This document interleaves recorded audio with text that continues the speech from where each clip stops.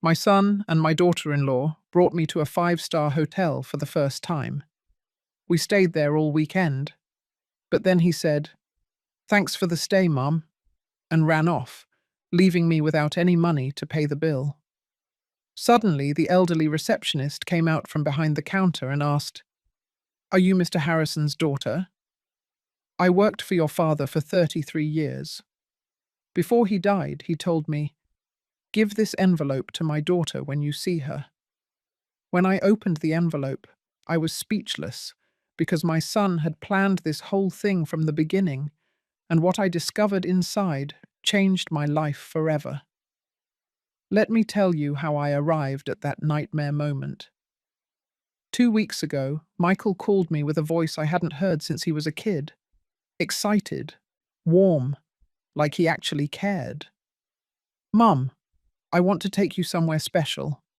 Danielle and I want to thank you for everything you've done for us." My hands trembled, holding the phone. 66 years of life, working silently, raising that man with my own broken hands. And never, never had I heard words like that come out of his mouth. I booked an amazing hotel, 5 stars.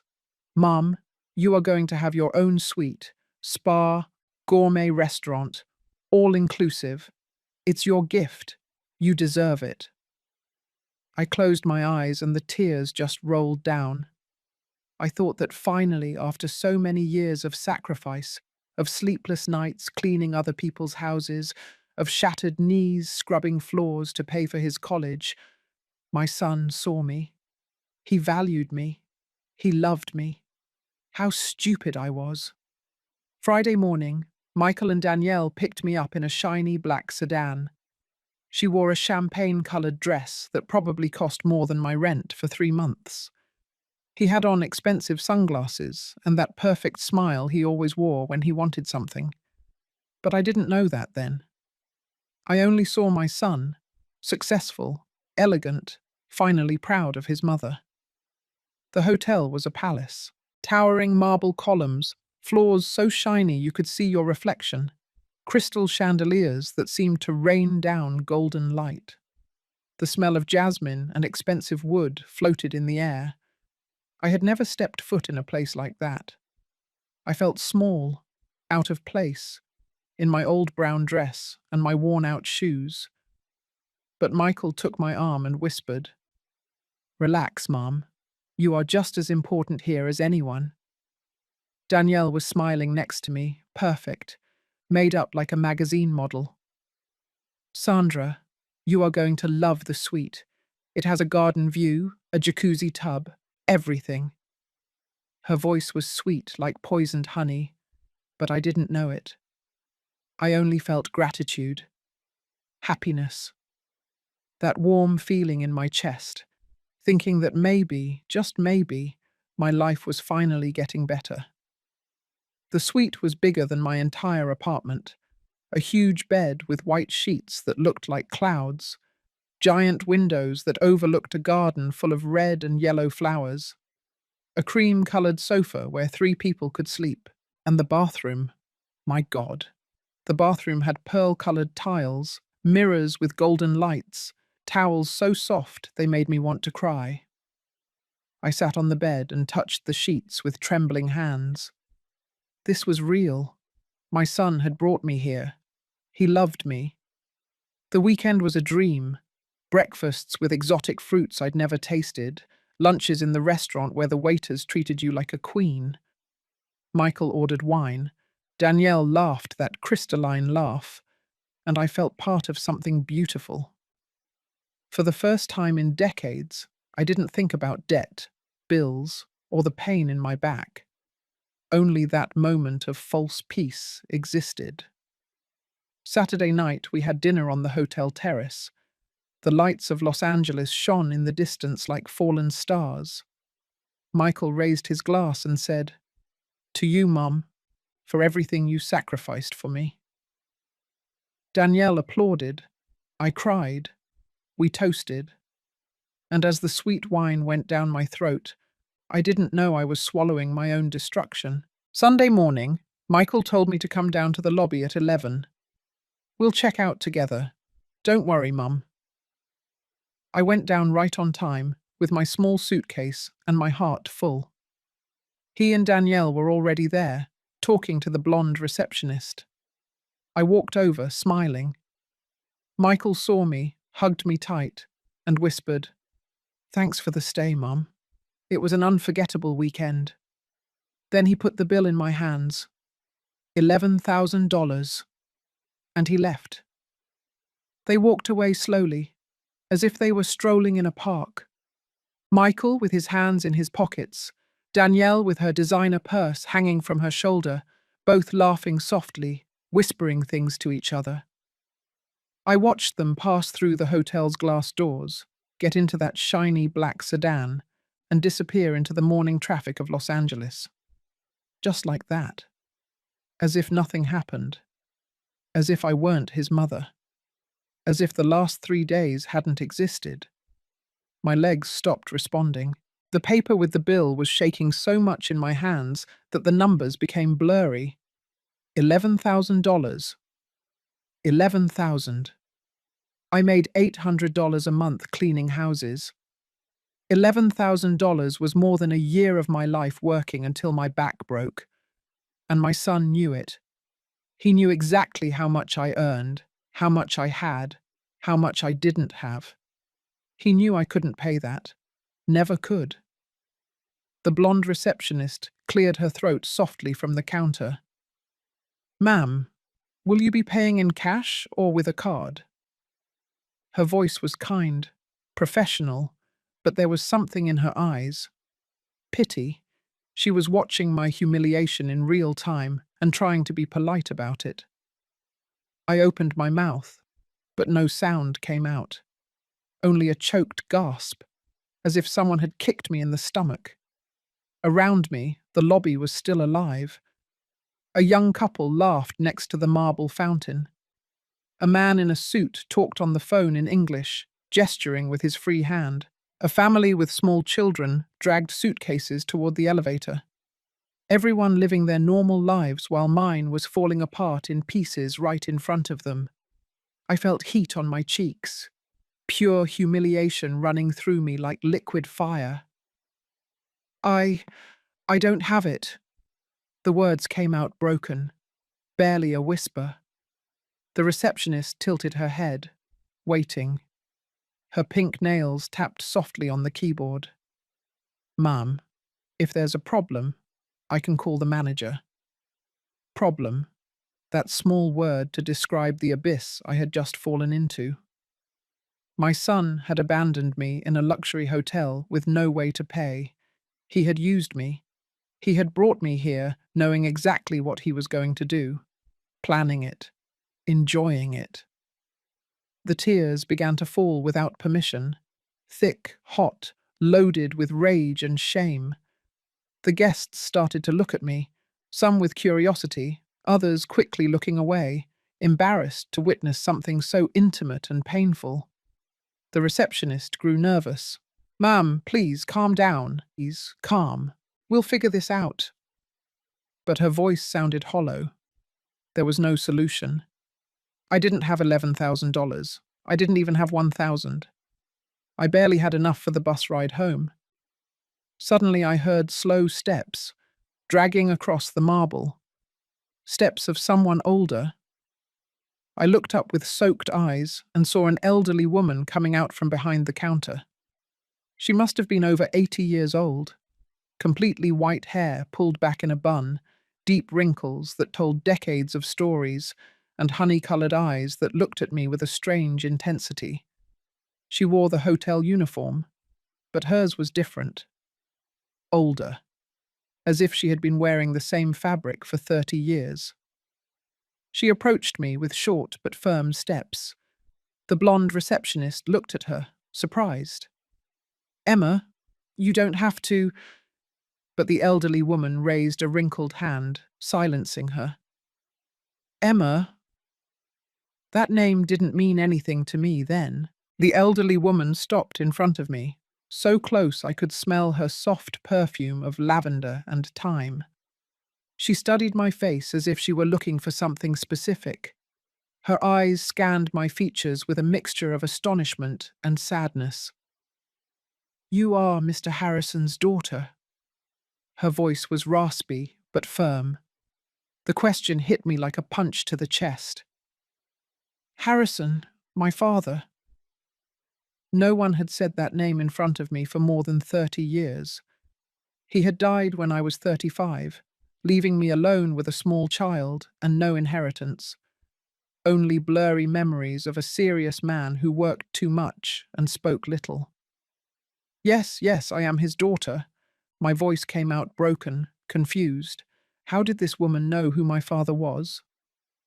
Emma closed her eyes for a moment, as if she were holding back a huge emotion. Then she opened them, and a solitary tear rolled down her wrinkled cheek. "I worked for your father for 33 years, from the time I was 20 until the day he died." The lobby seemed to freeze. The sounds became distant. Only she and I existed in that suspended moment. "Your father was a great man, difficult, demanding, but great. I was the housekeeper in his house. I cleaned, cooked, took care of his things." Her voice trembled with every word, loaded with a weight I didn't understand. "Before he died, he called me to his bed. He was very sick. He could barely speak. He took my hand and told me something I never forgot." Emma reached into the pocket of her uniform and pulled out a yellowed envelope, folded, battered by the years. The corners were worn, the ink on the front almost erased. But there, in shaky handwriting, was my name, Sandra. He told me, "Emma, someday my daughter is going to come here. She is going to be alone. She is going to be lost. When you see her, give her this. It is the only thing I can give her now." She held the envelope out to me with trembling hands. I looked at it without daring to touch it. He knew I would work here. He arranged for me to be hired at this hotel 30 years ago.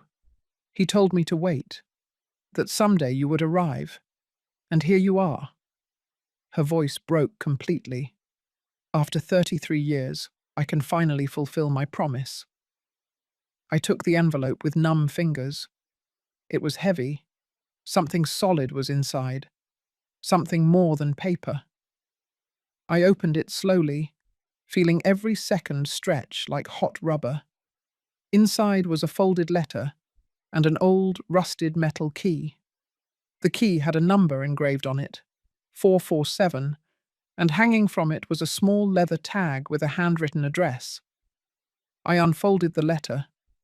My father's handwriting. That slanted writing I remembered from the few times he signed documents at home. The words hit me like stones. "Sandra, if you are reading this, it is because you finally discovered that nothing in our family was what it seemed. Forgive me for the secrets. Forgive me for leaving you without explanation. This key opens a storage unit at the address Emma will give you. Inside, you will find the truth about who I really was, and about who you are. Go alone. Trust only yourself. Your father, Robert Harrison." I read the letter 3 times in a row, but the words still made no sense. Secrets. Truth. Who I really was. Every sentence was an enigma wrapped in fog. My father had been a quiet, hard-working man who left early and came home late. He never talked about his job. He never shared anything personal. When he died, I expected some small inheritance, something to help me raise Michael. But there was nothing. Only debts that I had to pay by selling the few pieces of furniture that were left. And now, 30 years later, a rusted key and a letter telling me that everything had been a lie. I looked up at Emma. She was watching me with those honey-coloured eyes full of something that seemed like pity, barely mixed with urgency. "What is in that storage unit?" My voice sounded louder than I expected, cutting the thick silence that surrounded us. Emma shook her head slowly. "I don't know. Your father never told me. He only asked me to give this to you when I saw you lost and alone. And here you are." I looked again at the leather tag hanging from the key. The address was written in almost faded black ink. Industrial Street 447, Warehouse 12, East Side. I knew that area.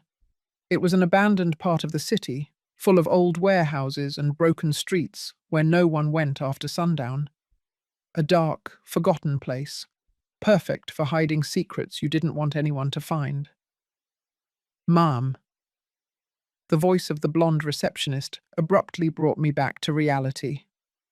And the hotel bill.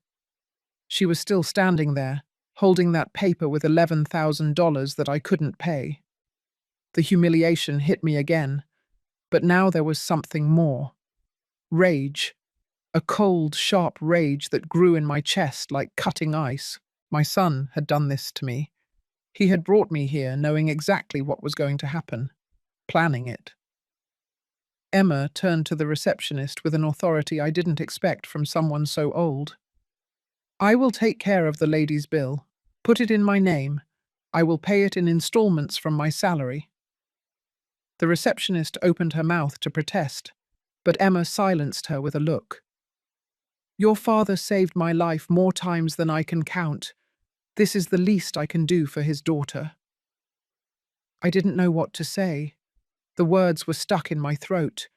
This woman, this stranger who had kept a secret for 3 decades, was paying my debt. A debt my own son had created to destroy me. "I can't accept this." Emma took my hands in hers, wrinkled and cold. "Yes, you can. And you are going to. But first, you are going to go to that address. You are going to open that storage unit, and you are going to find out why your son did what he did." Her words chilled my blood. "What do you mean?" Emma squeezed my hands with surprising strength. "Your father told me things before he died. Things about your family, about secrets he kept buried his whole life. And he told me that someday, someone would come looking for that truth. Someone of your blood. But he didn't expect it to be you who needed it. He expected it to be another." A shiver ran down my spine. "Who else knew about this?" Emma let go of my hands and took a step back, as if saying the next thing cost her physical effort. "Your son was here 6 months ago. He asked for me. He said he was researching his grandfather's life for a family project. I told him I had worked for Mr. Harrison, that I knew him well. He asked me many questions, too many, about properties, about money, about inheritances." The world tilted under my feet. Michael had been here. He had talked to Emma. He had investigated my father. 6 months ago. 6 months of planning this. Planning to bring me here, humiliate me, leave me with nothing. But why? What had he discovered that I didn't know? "What did you tell him?" My voice was barely a trembling whisper. Emma lowered her gaze, ashamed. "I told him your father had properties, that he had left things unresolved. I didn't give him details, but it was enough. I saw how his eyes lit up. Pure greed. And I knew I had made a mistake. I felt nauseous. My son had come here, had manipulated this elderly woman to get information, and then had designed this whole thing. The trip to the hotel, the luxuries, the fake smiles, all to leave me in ruins while he looked for what my father had hidden. I need to go to that storage unit." The words came out firm, loaded with a determination I didn't know I had. Emma nodded slowly. "Go now, before he gets there first. Because if Michael finds out where it is, he won't leave you anything." I left the hotel like a sleepwalker, the key clenched in my fist until the metal cut my skin. The midday sun hit my face, blinding me for a moment. The city kept moving, indifferent to my pain. Cars sped past. People walked hurriedly. Street vendors shouted their products. and I stood there, holding onto a rusted key and a truth I still didn't understand. I took a bus toward the east side. The trip lasted almost an hour.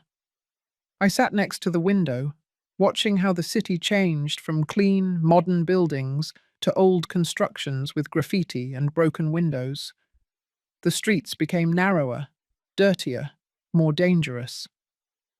When I reached my stop, the sun was beginning to set, painting the sky orange and dark violet. Industrial Street 447 was exactly as I remembered it from decades ago. An endless row of rusted metal warehouses with corroded doors and huge padlocks. Some had broken windows. Others were completely sealed. Weeds grew between the cracks in the pavement. Trash accumulated in the corners. The silence was heavy, broken only by the distant sound of dogs barking. I walked slowly, counting the numbers on the doors. Warehouse 8, Warehouse 9, Warehouse 10. My heart was pounding so hard I could feel it in my throat. Finally, I arrived. Warehouse 12. A dark grey metal door, taller than me, with a huge padlock that seemed not to have been touched in decades. Thick cobwebs hung from the corners. Dust covered every inch. I took the key out of my pocket. My hands were trembling so much that it took me 3 tries to get it into the lock. When it finally went in, the metal screeched with a sharp sound that gave me goosebumps. I turned the key slowly. The padlock opened with a dry click that echoed in the silence. I took off the padlock and let it fall to the ground.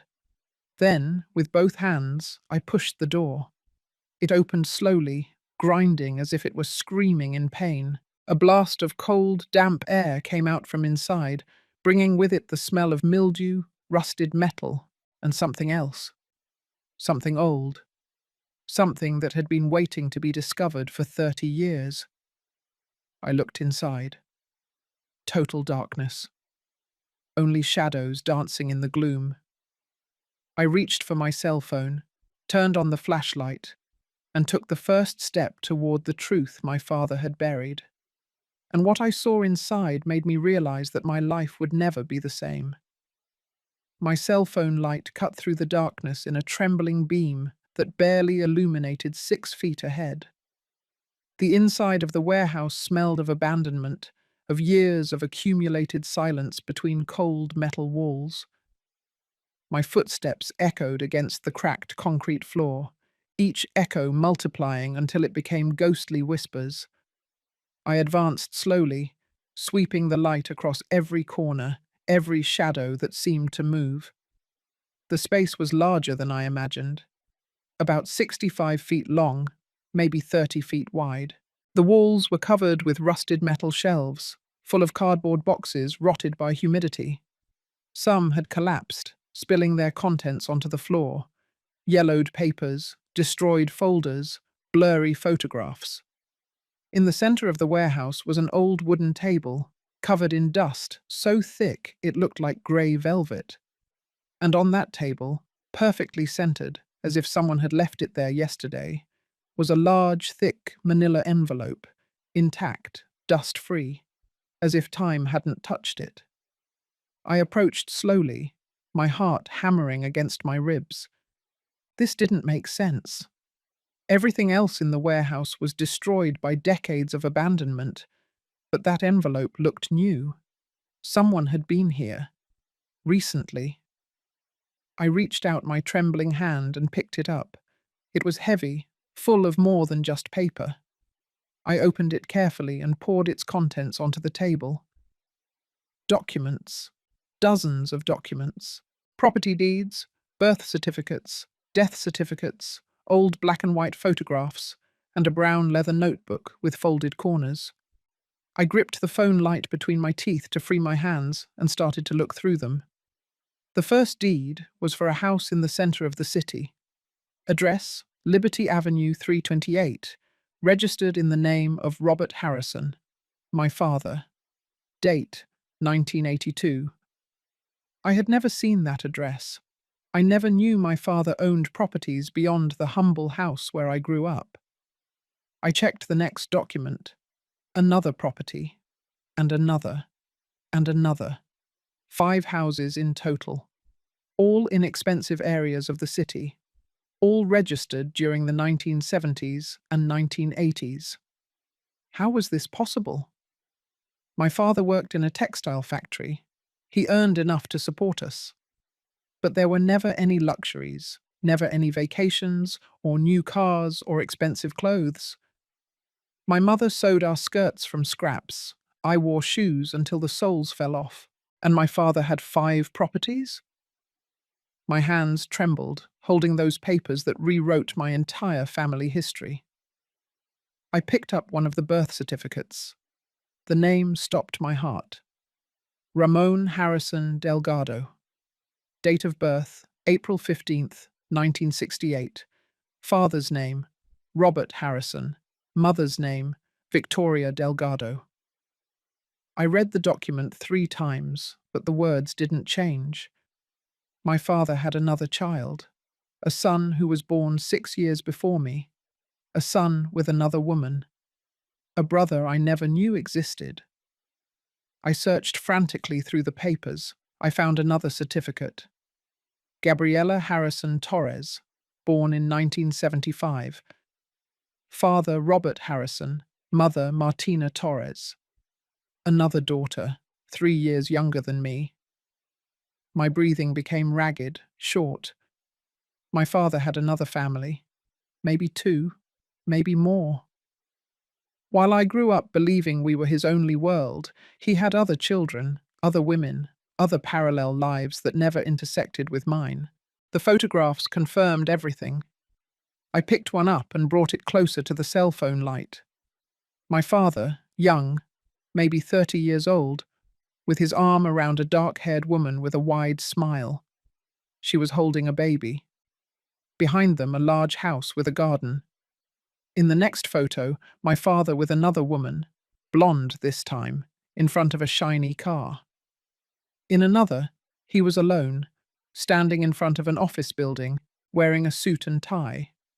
He wasn't a factory worker. He was someone else entirely. I opened the leather notebook with trembling hands. The pages were full of my father's slanted handwriting. They were records, meticulous notes of income and expenses. January of 1978.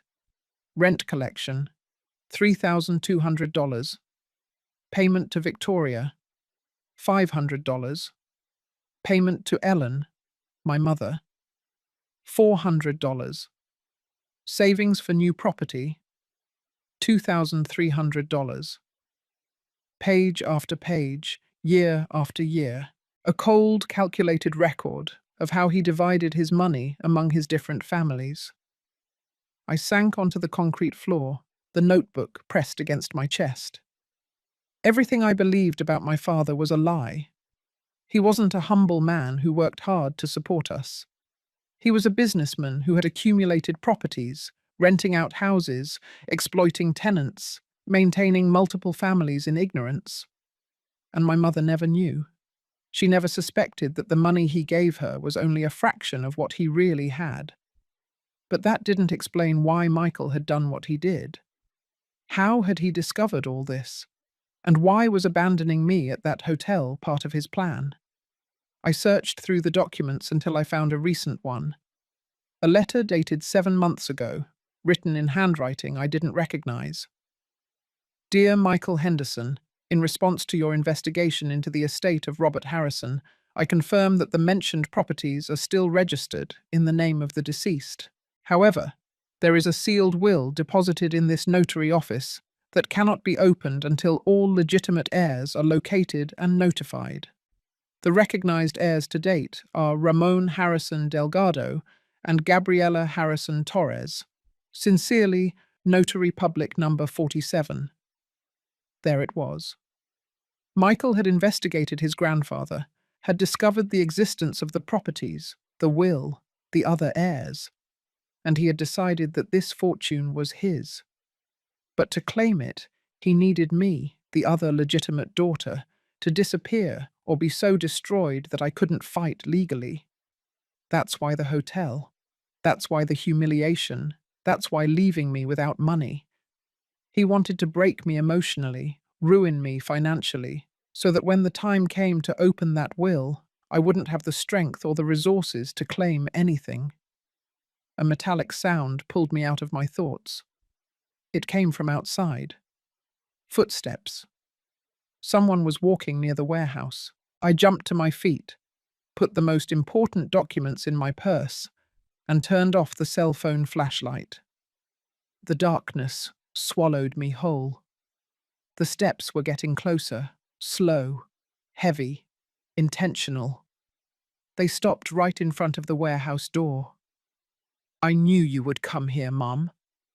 Michael's voice cut through the silence like a knife, icy, without a trace of the fake affection he had used over the weekend. I turned on my phone and pointed the light toward the door.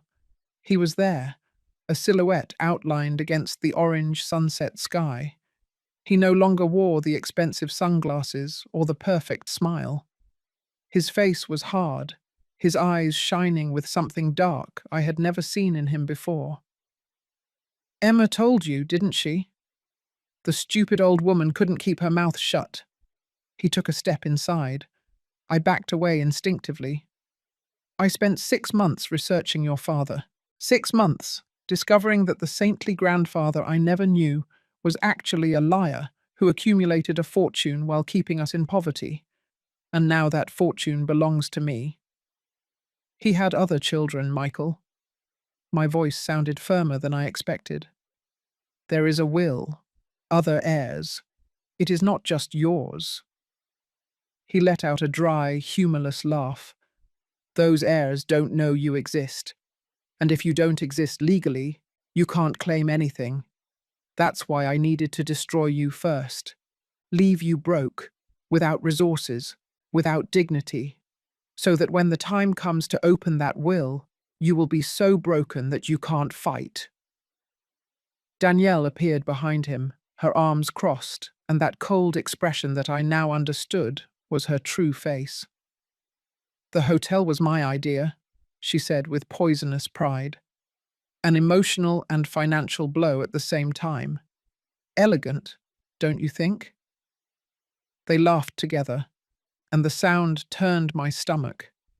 My son and his wife had planned this as if it were a game, as if I weren't human, as if my pain were entertainment.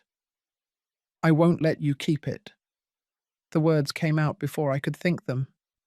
Michael took another step toward me, and this time his expression became menacing. "You have no choice, Mom. You are already ruined. You are already left with nothing. And when I'm done with you, you won't even have a place to live." But then, from the darkness at the back of the warehouse, a deep, masculine voice cut the air like thunder. "She is not alone." We all froze. The voice had come from the shadows at the back of the warehouse, grave and firm, loaded with authority. I turned the cell phone light toward it, and the figure of a man slowly emerged from the darkness. He was tall, broad-shouldered, maybe about 60 years old. He had closely cropped grey hair, deep wrinkles around his eyes, and a square jaw that was strangely familiar. He wore simple clothes, denim pants, and a dark green shirt, but there was something about his posture that commanded respect. He stopped about 10 feet from us, his arms crossed over his chest. His eyes swept over Michael with contempt, before settling on me with an expression I couldn't decipher. There was pain there, and also recognition. "Who the hell are you?" Michael took a step forward, trying to regain control of the situation, but his voice sounded less sure. The man didn't answer immediately. He just stared at me, studying me as if he were seeing a ghost. "I'm Ray," he finally said, his voice husky. "Ray Harrison, your brother." The world stopped. The words floated in the thick air of the warehouse like dense smoke. Brother. The birth certificate I had seen minutes earlier came to life before my eyes. The son my father had 6 years before me with another woman. The heir Michael mentioned. He was here. He had been waiting in the shadows all this time. It can't be, I whispered, although deep down I knew it was true. Ray took a step toward the light, and I could see him better. He had the same eyes as my father, dark brown, with that penetrating gaze I remembered from when I was a child. The same shape of the nose, the same jawline. It was like seeing my father alive again, but 30 years later. Tears began to blur my vision without permission. Ray took a folded paper from his shirt pocket and held it out to me. 3 months ago, I received a summons from the notary. They told me my father had died 30 years ago and had left a will, that I was one of the heirs. I didn't know anything about this. My mother never spoke to me about Robert Harrison. I never knew my father. I grew up believing he had abandoned me before I was born. I took the paper with trembling hands. It was the same letter I had seen in the documents, the one from the notary office. I started to investigate, Ray continued, his voice loaded with contained emotion. I discovered I had sisters, you, Sandra, and another, Gabriella, who died 10 years ago in an accident. I discovered that our father was a man who maintained parallel lives, that he lied to all of us, that he built a fortune behind our mothers' backs while they worked themselves to death to support us. His voice broke on the last word. I could see the raw pain in his eyes, the same pain I felt. We were children of the same deception, victims of the same man who had given us life but had denied us the truth. When I discovered that this warehouse existed, I came to investigate. I found all the documents, the properties, the accounts, the letters, and I discovered something else. He turned to Michael with a look that could freeze hell. I discovered that your son had been snooping, that he had bribed notary employees to get private information, that he had contacted Emma to get details about the properties, and I understood that he was planning something. So I decided to wait, to watch, to see how far he was capable of going. Ray walked slowly toward Michael, who backed away instinctively. Danielle pressed herself closer to the wall, her previous arrogance evaporating. What I didn't expect was for you to be so cruel, that you would humiliate your own mother in public, that you would leave her broke, without dignity, just to break her emotionally. Ray stopped in front of Michael, much taller, much more imposing. You are worse than our father. He at least had the decency to keep his lies secret. You use them as weapons against the woman who gave you life. Michael tried to regain his defiant posture, but his voice came out trembling. That fortune is mine. I am his grandson. I have more right than you, a bastard who never knew the old man. Ray didn't move, but the tension in his jaw became visible. Legally, we are equal heirs. Sandra, me, and you through your mother. But here is the difference. I didn't come to steal. I came to know the truth, and to make sure no one else suffered for Robert Harrison's secrets. He turned to me, and his expression softened. Sandra, I know this is a lot. I know your world just collapsed. But you need to know something else. He pulled another document from the inside pocket of his shirt. This one was older, yellowed, with official seals. Our father's will was very specific. He divided the properties equally among his legitimate children, but he added a clause. If any of the heirs tries to dispossess another through deceit or violence, they automatically lose their share. The words fell like bombs in the silence of the warehouse. I looked at Michael and saw his face turn pale. Ray continued, implacable. Your son planned to destroy you to take your share. He paid private investigators. He bribed employees. He conspired to leave you in financial and emotional ruins. Everything is documented. I made sure to collect every piece of evidence over the last 3 months. He took out his cell phone and started scrolling through photographs. Emails between Michael and a private investigator, bank transfers to corrupt notary employees, text messages between him and Danielle, planning every detail of the weekend at the hotel. Everything was there. Every step of their cruel plan captured in digital evidence that would destroy them legally. According to the clause in the will, Michael loses all rights to the inheritance. And you, Danielle, he looked at my daughter-in-law with absolute coldness. As an accomplice, you won't see a cent either. Danielle let out a choked cry. This is a setup.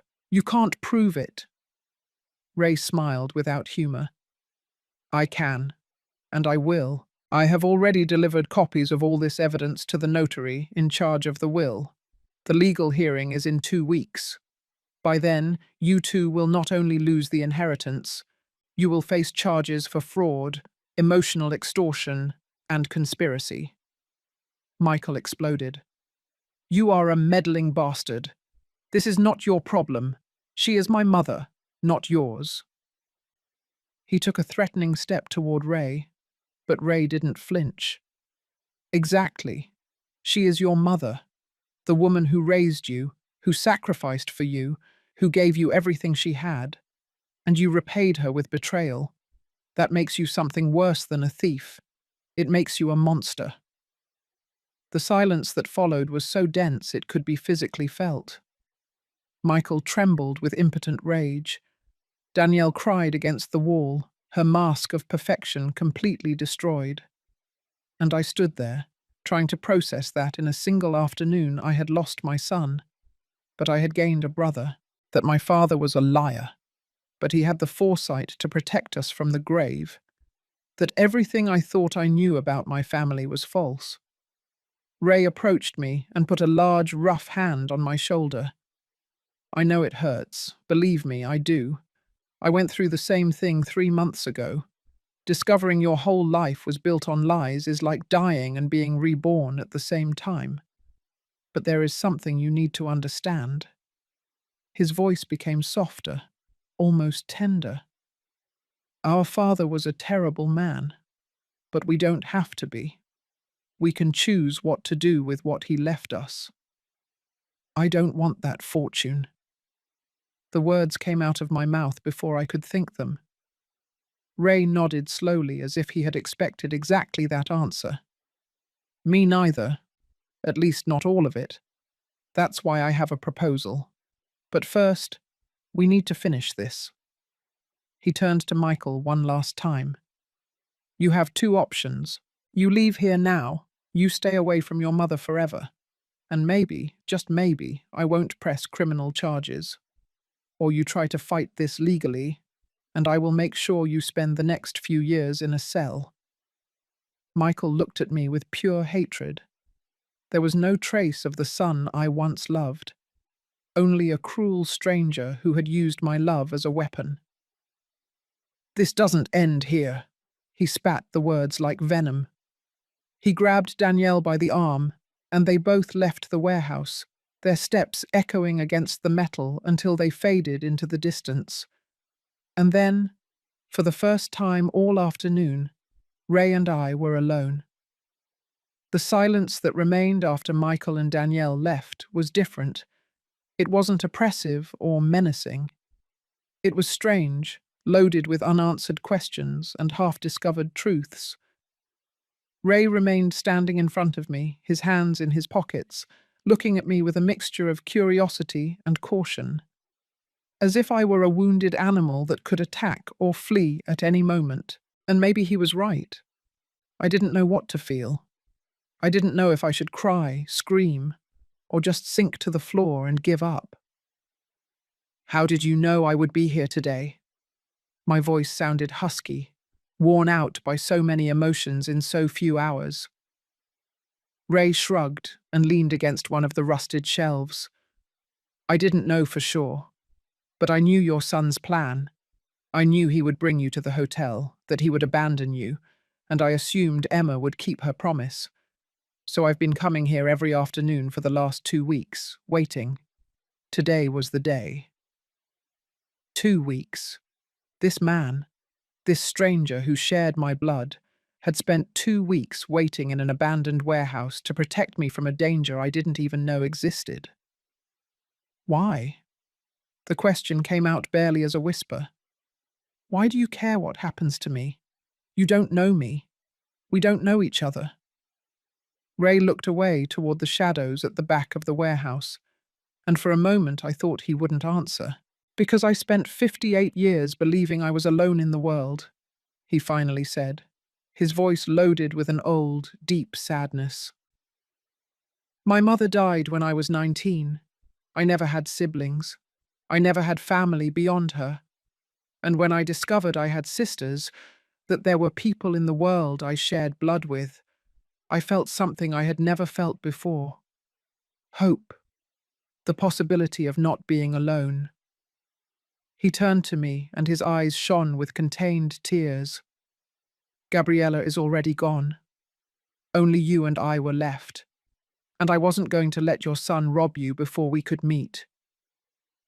The tears I had been holding back finally poured out, thick, hot, unstoppable.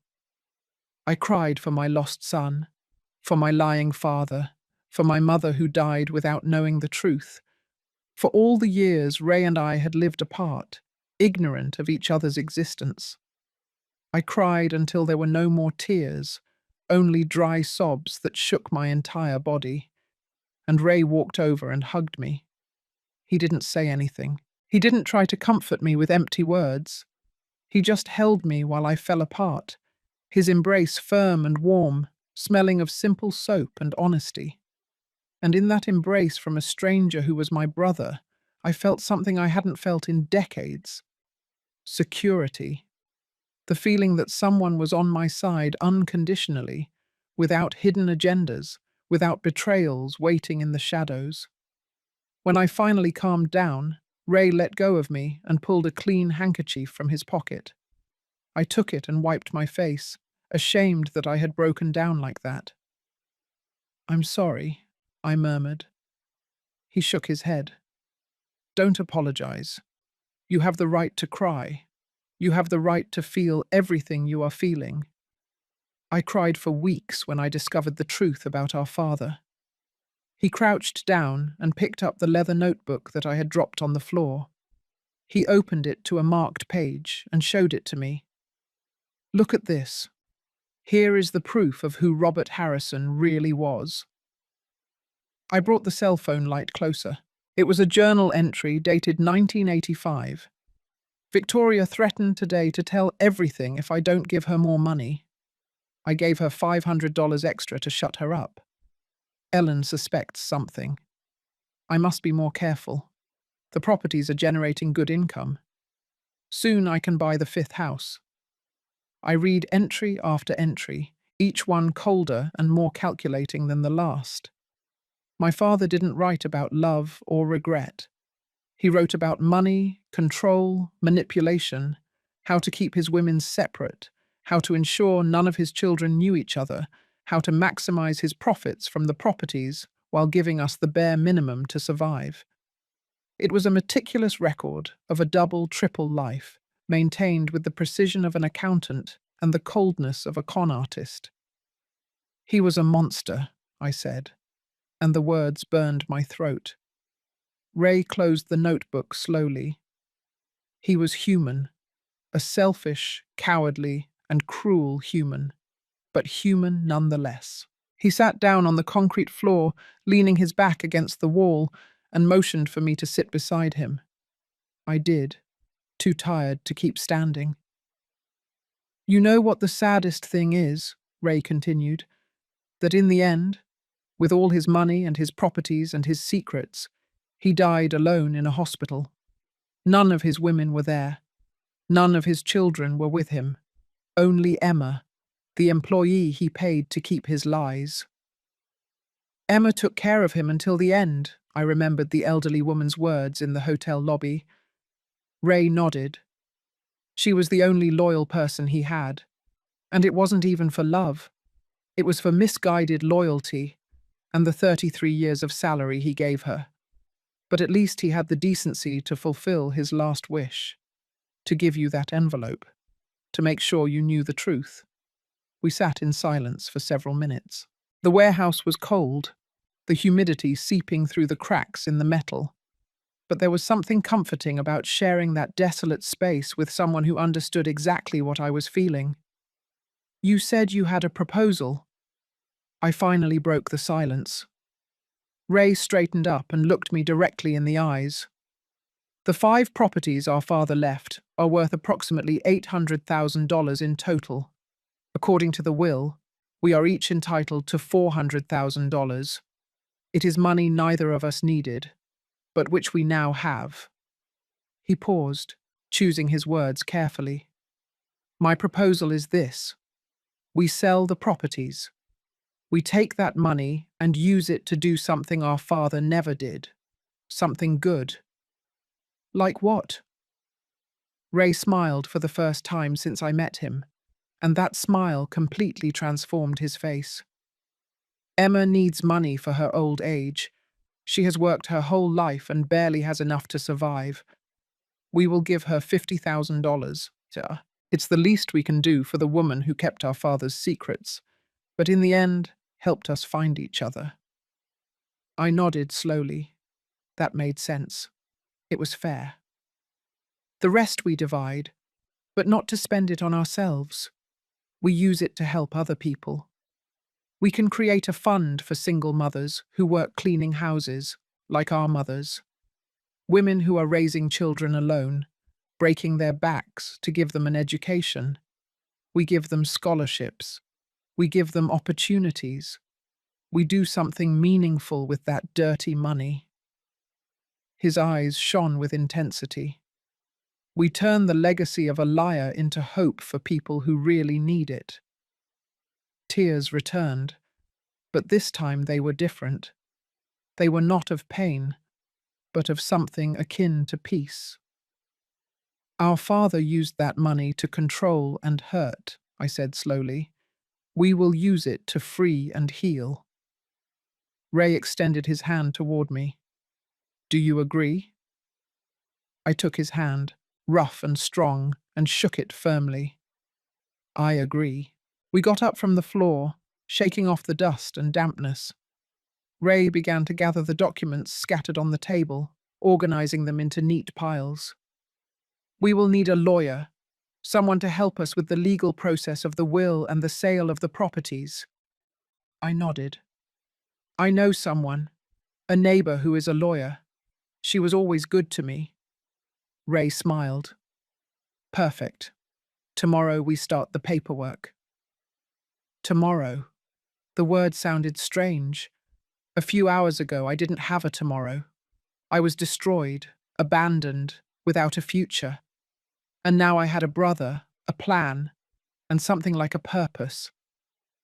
Ray, I said as we walked toward the warehouse exit. Thank you for waiting for me, for protecting me, for everything. He stopped at the door and looked at me with those eyes that were like my father's, but completely different in their warmth. Don't thank me. We are family, and real family doesn't abandon you in a hotel lobby with a bill you can't pay. Real family waits in abandoned warehouses for 2 weeks just to make sure you are okay. His voice broke a little. I spent my whole life without siblings. Now that I've found you, I'm not going to leave you alone ever again. We left the warehouse together. The sky was completely dark now, dotted with stars that shone like promises. Ray closed the metal door and put the padlock back on. This place has already fulfilled its purpose, he said. We don't need to come back here anymore. We walked down the deserted industrial street, our steps synchronized without planning it. Ray walked me to the bus stop. The street was deserted, lit only by old lampposts that flickered with yellowish light. The cold of the night was beginning to seep through my clothes, and I hugged myself, trying to conserve warmth. He took off his denim jacket without saying anything, and put it over my shoulders. It smelled of cheap detergent and honesty, so different from Michael's expensive perfumes and lies. "Where do you live?" Ray asked, his hands now in his pants pockets. I gave him my address. It was an old building on the north side, nothing fancy, but it was mine. I had paid for it with 30 years of hard work. "It's far. I'll take you." I shook my head. "I don't want to bother you anymore." He let out a short laugh. "Sandra, I just spent 2 weeks waiting in an abandoned warehouse. Taking you home is no bother." His pickup truck was parked 2 blocks away. It was old, dirty white, with dents in the doors and a cracked windshield in one corner. But it started on the first try, purring with an engine that sounded well maintained. I got into the passenger seat and buckled my seatbelt, while Ray turned on the heater. The interior smelled of old coffee and the cheap air fresheners that hung from the rear-view mirror. He drove in silence for the first few minutes, concentrating on the city's night traffic. I looked out the window, watching the industrial streets gradually transform into residential areas. Families eating dinner behind lit windows, kids playing on the sidewalks under their parents' supervision. Normal lives, simple, honest. Everything I thought I had, and that turned out to be a carefully constructed illusion. "What do you do for work?" Ray's question pulled me out of my thoughts.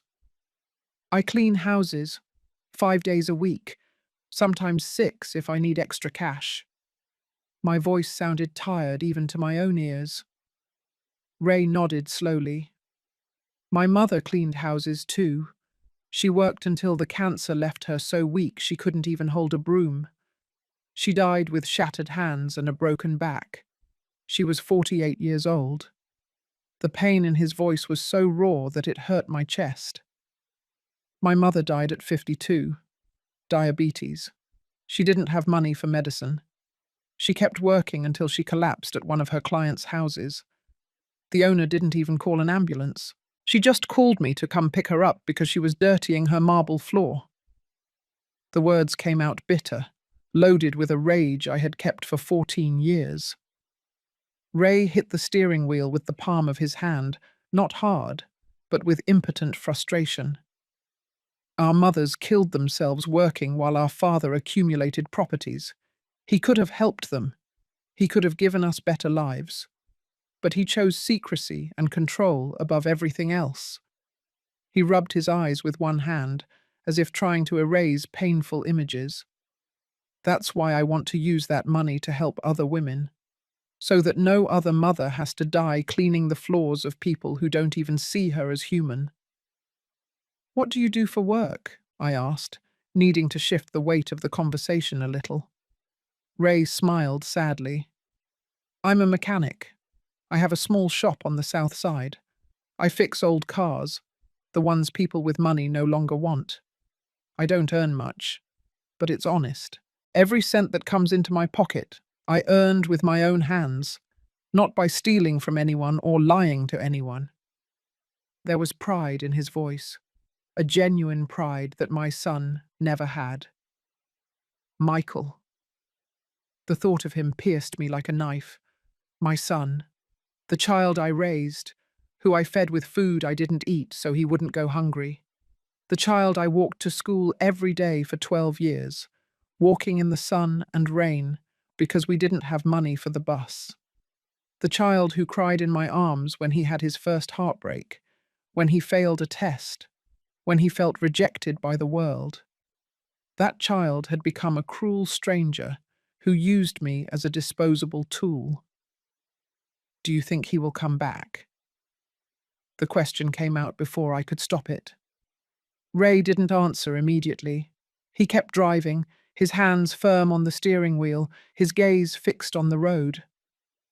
"Honestly, I don't know. Greed does strange things to people. He might accept that he lost and disappear, or he might try something desperate." He looked at me out of the corner of his eye. "That's why I want you to have this." He took something from the compartment between the seats and handed it to me.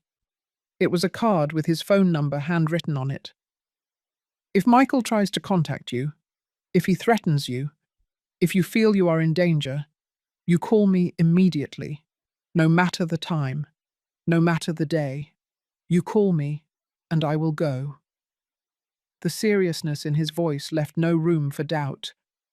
This man, who had only known me for a few hours, was willing to protect me, while my son, who had shared my life for 38 years, had planned my destruction. I put the card in my purse along with the documents from the warehouse.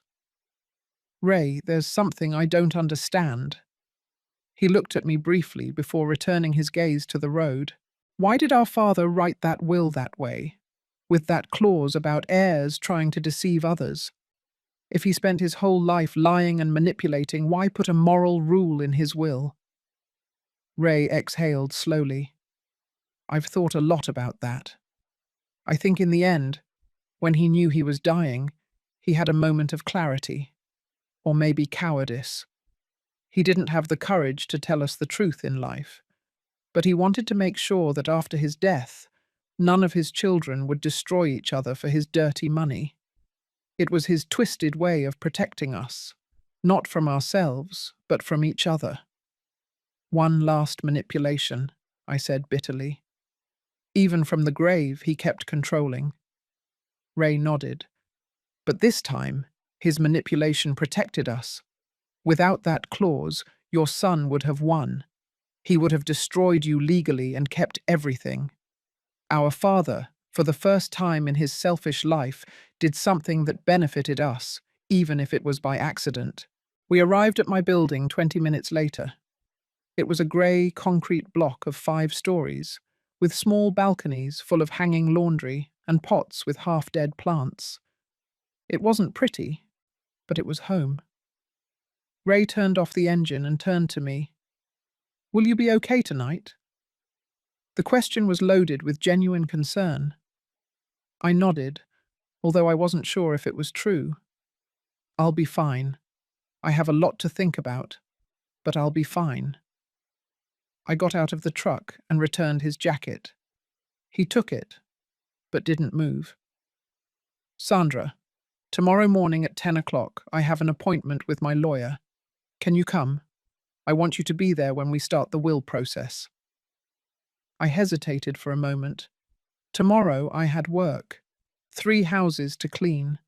But this was more important. This was the future. I'll be there. Give me the address. Ray took out his cell phone and sent me the location by message. Then he got out of the truck and walked around the vehicle to where I was. He gave me a quick but firm hug. But Boatsen, you are going to get through it. All of this. The pain, the betrayal, the confusion.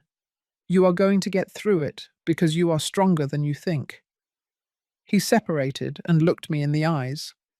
And you are not alone. Not anymore. You have me now. I climbed the stairs to my apartment on the 3rd floor. Every step was an effort after the longest day of my life. I opened the door and entered my small 2-room space. Everything was exactly as I had left it Friday morning, before Michael picked me up to take me to the hotel. The unwashed coffee cup in the sink, the newspaper open on the table, my unmade bed, as if time had frozen.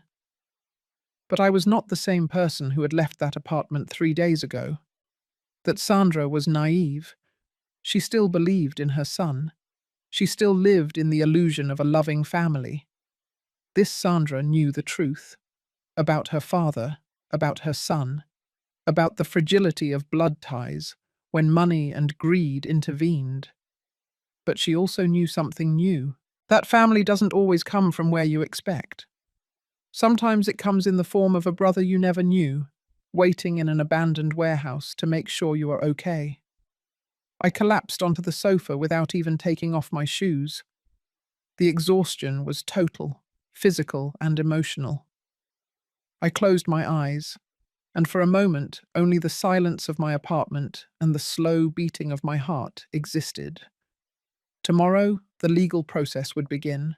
Tomorrow I would face the consequences of everything I had discovered. But tonight, I just needed to breathe. My cell phone vibrated in my purse. I took it out expecting a message from Ray. But it wasn't him.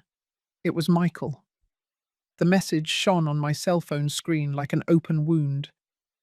Mum, we need to talk. Please give me a chance to explain. It's not what you think. I love you. Your son, Michael. I read the words once, twice, 3 times. Each reading turned my stomach harder. I love you. Those 2 words that had meant everything to me for 38 years now sounded hollow, empty, like fake coins trying to pass for gold. My fingers trembled over the keyboard. Part of me wanted to answer. The part that was still a mother, that remembered the little boy who used to hug my legs when he was afraid of the dark. But another part, the part that had matured painfully in the last few hours, knew that answering would be opening a door that needed to remain closed. Michael didn't want to explain. He wanted to manipulate. It was the only thing he knew how to do now. I blocked his number. The act was simple, just 3 taps on the screen, but it felt like cutting an umbilical cord that had been connected for almost 4 decades. I cried while doing it. Silent tears that rolled down my cheeks and fell onto the cell phone screen, distorting the letters. I was mourning the death of something that probably never really existed. The son I loved was an illusion. The real man was a cruel stranger. I got up from the sofa and walked to the window. From the 3rd floor I could see the street, half lit by lampposts that needed repair. A stray dog dug through the trash. A young couple walked hand in hand. Life went on, indifferent to my pain. I wondered how many people in those grey buildings were living their own silent tragedies. How many mothers had been betrayed by their children? How many family secrets were hidden behind those lit windows? The cell phone vibrated again. This time it was an unknown number. My heart raced. I hesitated before opening the message. Sandra, it's Danielle. Please listen to me. Michael is desperate. We made a mistake. We can fix this. You would forgive us, wouldn't you? You are his mother. Mothers always forgive. The fury I felt was so intense that I had to sit down to keep from falling. Danielle, the woman who had planned my humiliation as if it were a fun game, was now asking for forgiveness, not out of remorse, but because they had lost. I blocked that number too. Then I turned off the cell phone completely and left it on the table. I needed silence. I needed to think. I walked to my bedroom and collapsed onto the bed without undressing. The sheets smelled of cheap fabric softener and loneliness. I closed my eyes trying to sleep, but my mind was a whirlwind of images and memories that mixed with the recent reality. I saw 5-year-old Michael, crying because the kids at school made fun of his used clothes. I hugged him then and promised him that someday he would have new things. I saw 15-year-old Michael proud when he won his first science award. I had worked a double shift that week to pay for his project materials. I saw 25-year-old Michael introducing me to Danielle, telling me she was the love of his life. I had cried with happiness because I thought my son had found companionship. All those memories were now contaminated. Every hug, every smile, every I love you, Mum now had a shadow of doubt. When did he start to change? When did he stop seeing me as his mother and start seeing me as an obstacle? Was it when he discovered my father's properties? Or was there always something dark in him that I didn't want to see? The questions tormented me without offering answers. Finally, around 3 o'clock in the morning, exhaustion won, and I fell asleep. I dreamed of my father.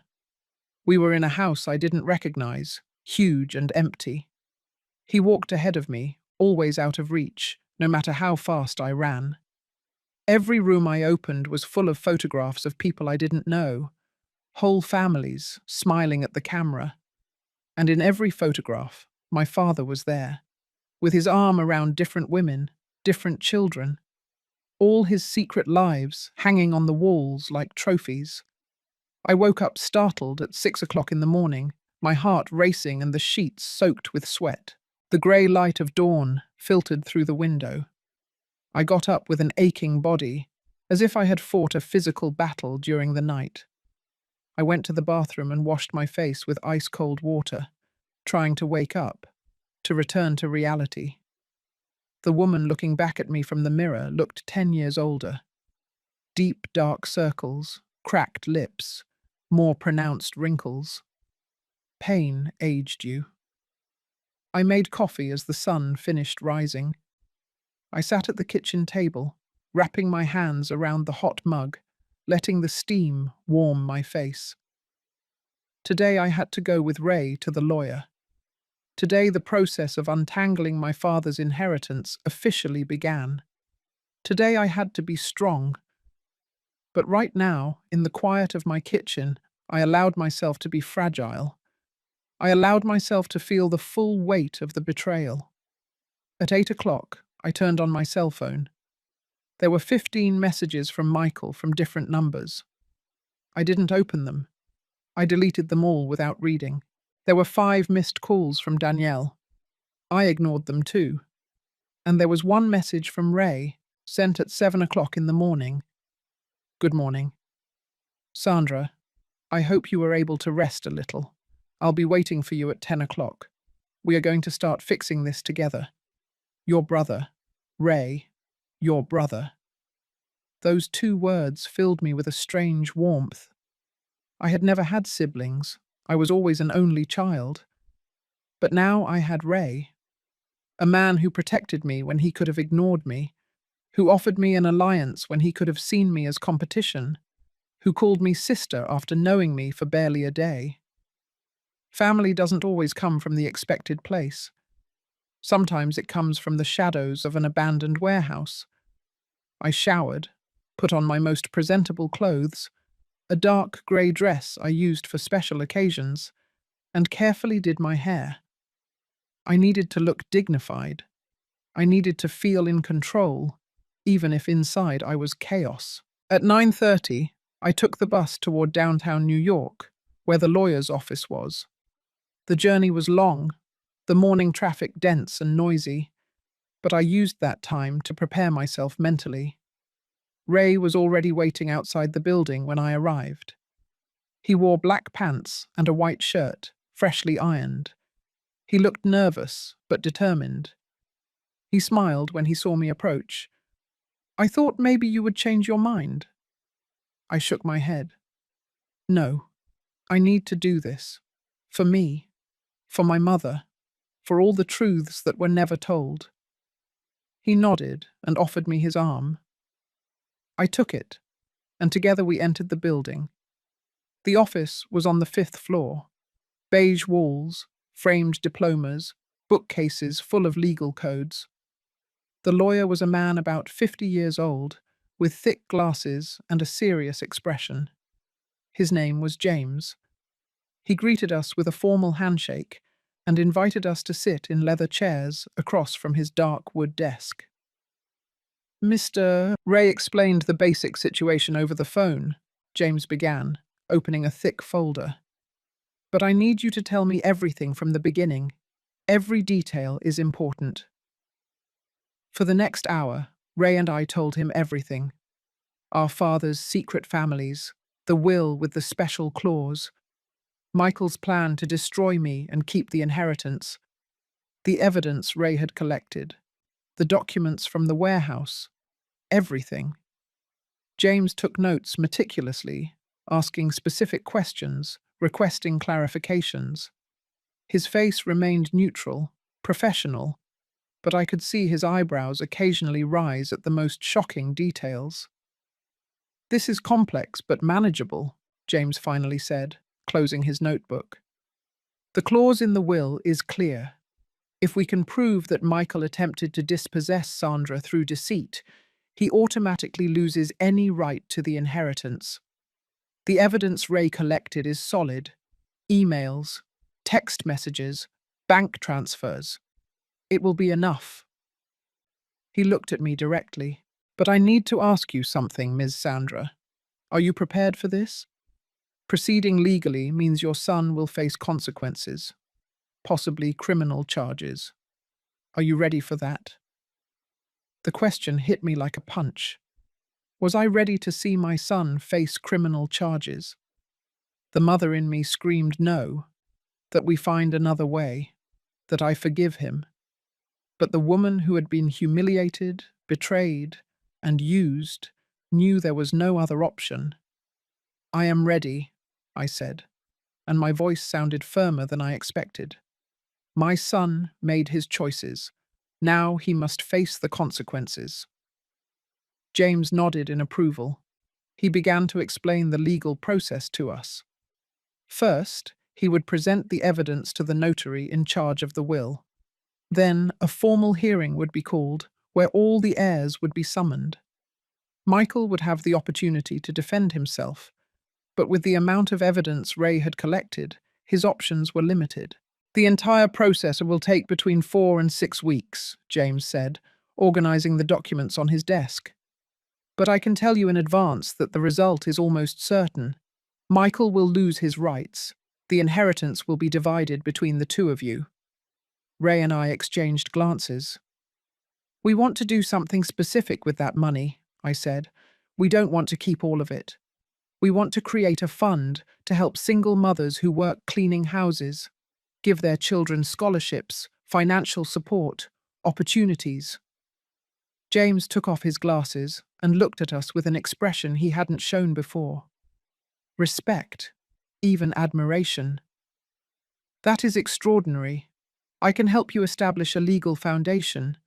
Ensure that the money is used correctly, that it reaches those who really need it.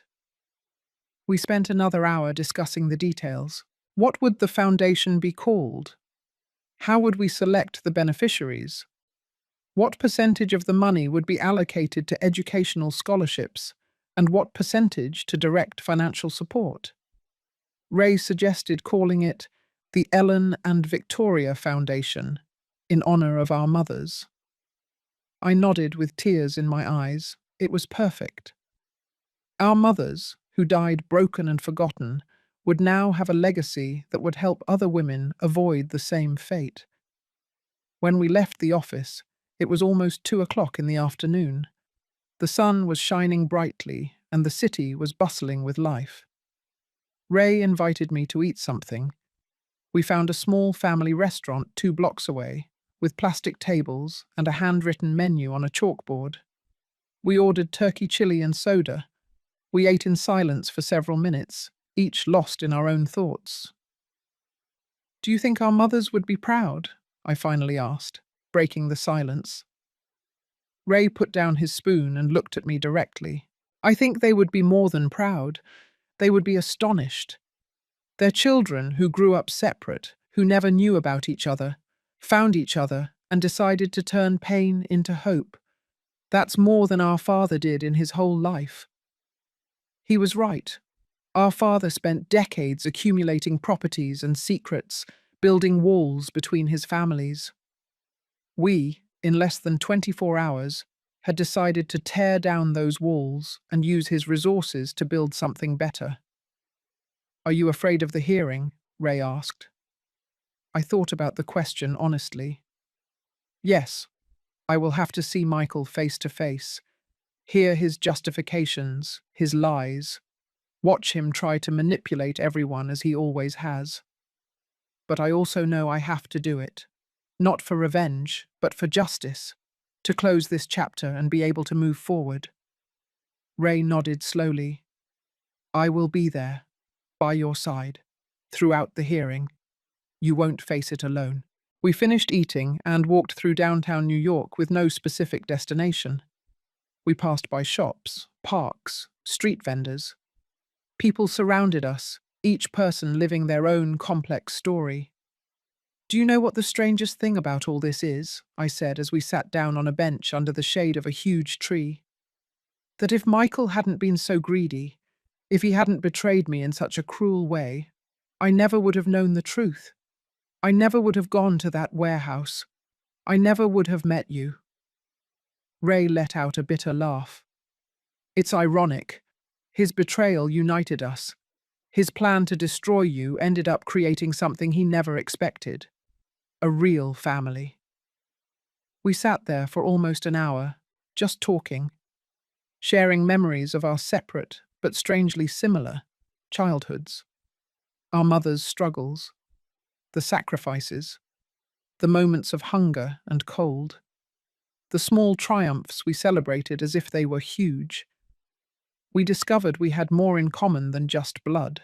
The following weeks were a whirlwind of legal procedures, meetings with James, and preparation for the hearing. Michael tried to contact me countless times. Messages from new numbers, letters left at my door. He even showed up once in front of my building. But I didn't give in. Ray had given me an emergency whistle and the number of a police friend. Every time Michael approached, we documented it. More evidence of harassment for the legal case. Danielle tried a different tactic. She posted a fake story on social media about how I was a cruel mother who was destroying her son for money. Some acquaintances wrote to me asking if it was true.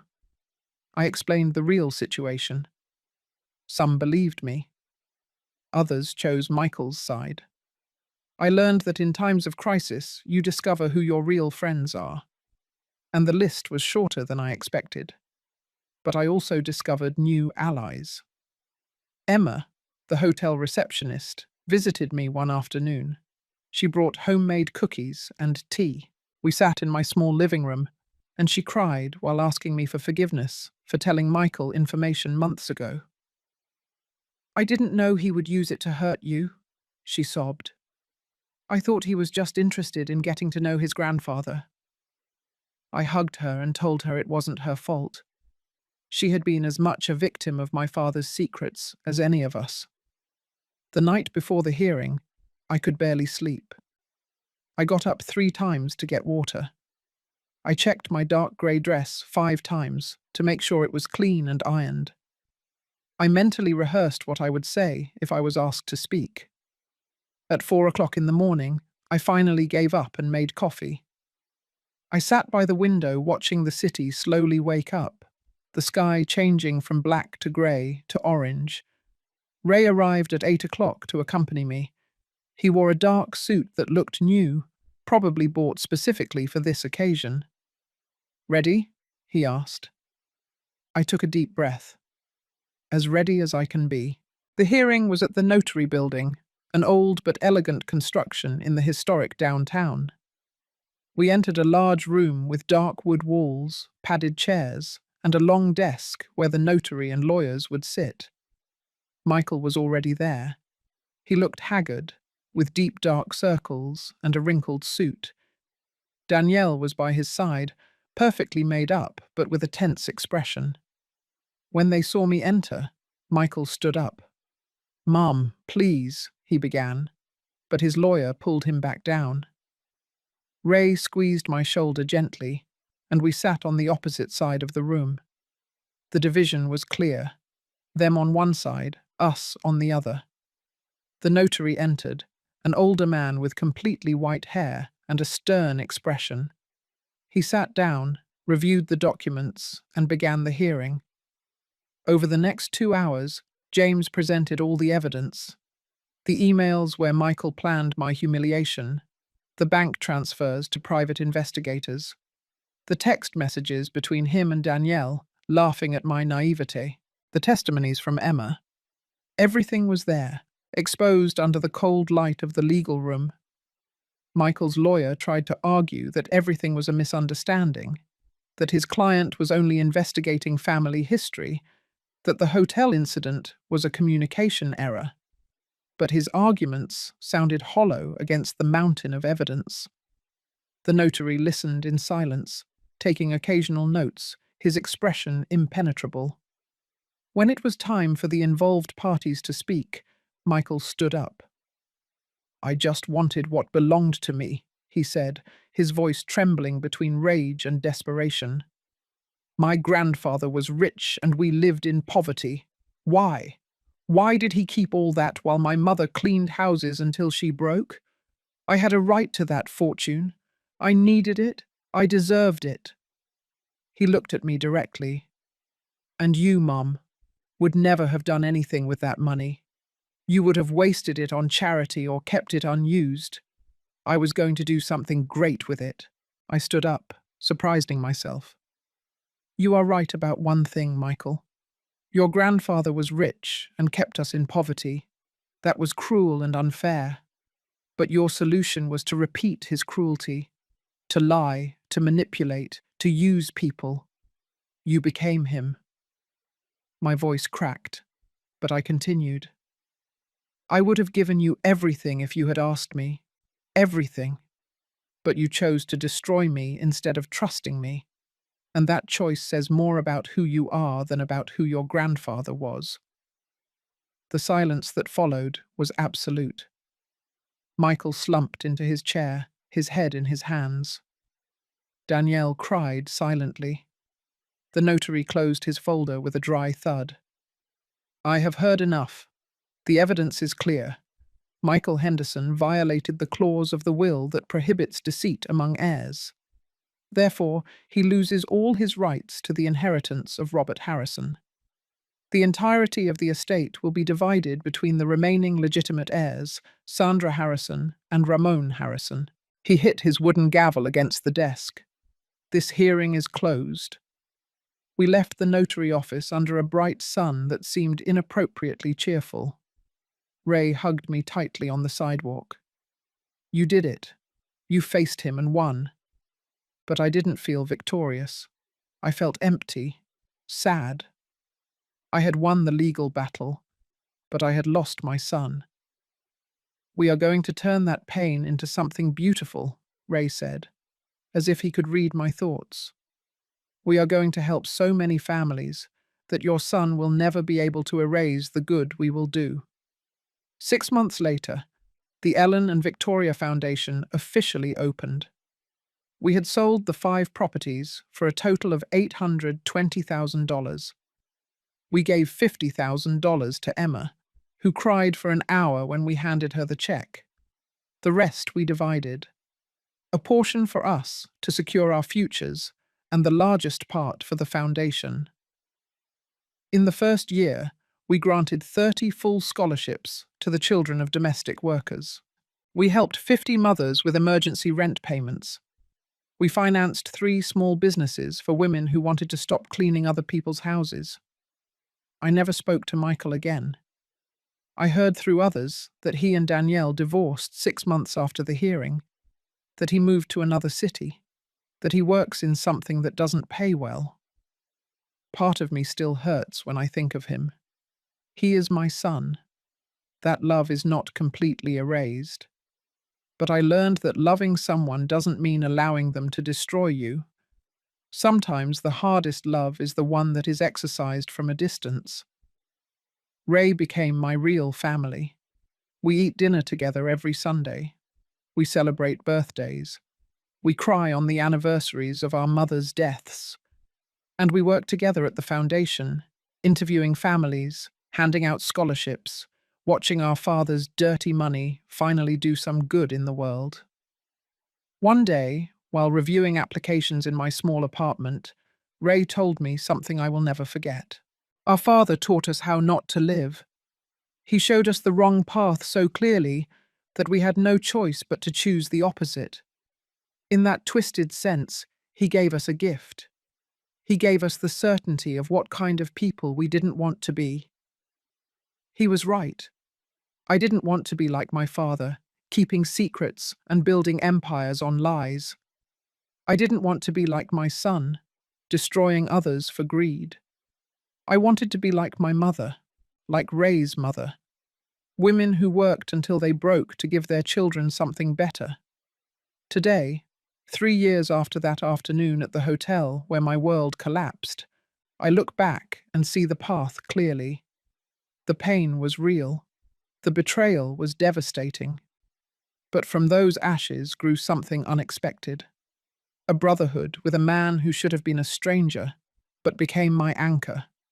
A foundation that bears the names of two forgotten women and now helps hundreds.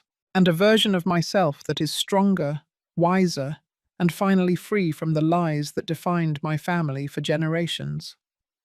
My son left me broke at a luxury hotel, but an elderly receptionist gave me an envelope that changed my life. Inside, there was not just the key to a storage unit, there was the key to the truth. And although that truth shattered me, it also freed me. Now I walk through the world without the burden of secrets that were not mine, without the illusion of a perfect family that never existed, only with the imperfect but honest reality of who I am and what I choose to do with the time I have left. And that, I discovered, is worth more than any inheritance.